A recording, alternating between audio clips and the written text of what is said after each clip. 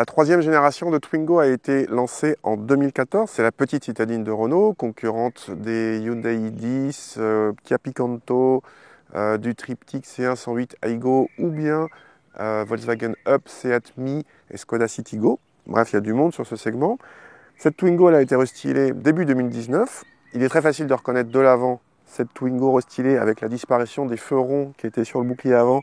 Et maintenant, les feux diurnes à LED sont intégrés dans les blocs optiques avec une forme de C. De profil, mais sur le côté droit, il y a une prise d'air qui est maintenant présente sur toutes les versions. Et à l'arrière, il y a aussi quelques modifications, notamment l'ouverture du coffre avec un bouton qui est désormais juste en dessous de l'essuie-glace.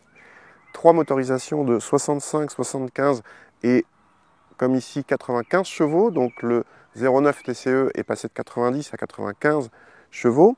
Il est disponible comme ici avec une boîte EDC à 6 rapports. Et notre version d'essai est une série limitée Lecoq Sportif, positionnée haut de gamme, avec une personnalisation extérieure aussi bien avec des strippings, des rétroviseurs rouges. Et il y a aussi des choses à l'intérieur, on va voir ça tout de suite. À l'intérieur, cette série limitée se veut donc un peu plus chic avec un seuil de porte personnalisé, comme les sur-tapis, et on a même droit à une petite plaque au bas du levier de vitesse. La planche de bord n'a droit qu'à des plastiques durs, mais c'est le cas sur toutes les concurrentes. L'équipement de cette version est assez fourni pour la catégorie, avec la clim automatique ou une caméra de recul, mais le GPS s'obtient via la connectivité Apple CarPlay ou Android Auto seulement, et il n'y a pas de freinage automatique d'urgence, contrairement à la Volkswagen Up. Le toit ouvrant en toile est une option à 1000 €, plutôt agréable, mais qui engendre pas mal de bruit dans l'habitacle. À l'arrière, l'habitabilité est limitée, mais dans la moyenne de la catégorie, on est quand même très loin des premières Twingo en la matière. Idem pour le coffre, sous la moyenne de la catégorie, et très loin de celui d'une Up par exemple.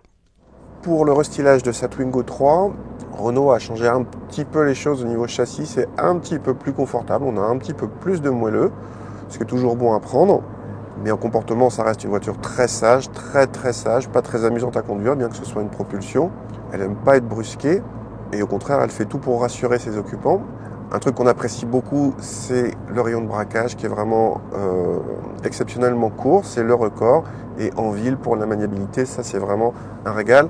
La direction est très assistée, et en ville là aussi, c'est très bien. Bon, sur route par contre, ça donne moins de sensations. Du côté du moteur, on passe de 90 à 95 chevaux, la valeur de couple reste la même, donc il n'y a pas beaucoup d'évolution. 95 chevaux dans une voiture qui fait à peu près 1 tonne, c'est largement suffisant pour relancer sans problème, y compris hors des villes.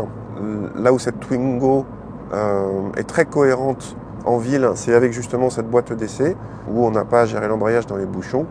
Cette boîte d'essai, elle est pas très rapide pour une boîte double embrayage, mais très douce, donc raccord avec le gain en confort des suspensions. En consommation, pas d'évolution selon nos mesures par rapport à la version 90 chevaux, et cette Twingo reste heureusement hors malus écologique, le contraire serait dommage pour une petite citadine. En tarif, notre modèle d'essai est le plus cher de la gamme Twingo, avec presque 18 000 €. La même en finition Intense coûte 1 000 € de moins, avec un équipement quasiment identique mais une personnalisation moindre. On aimerait trouver la boîte EDC sur les motorisations inférieures, histoire de la rendre plus accessible, mais au moins on apprécie de trouver cette technologie à ce niveau de gamme. La Twingo est, avec la 4x4, la seule à la proposer. Les C1 108 Aygo ou Up Mii Citigo ne proposent que des boîtes robotisées à simple embrayage, et la Picanto, une boîte auto à convertisseur.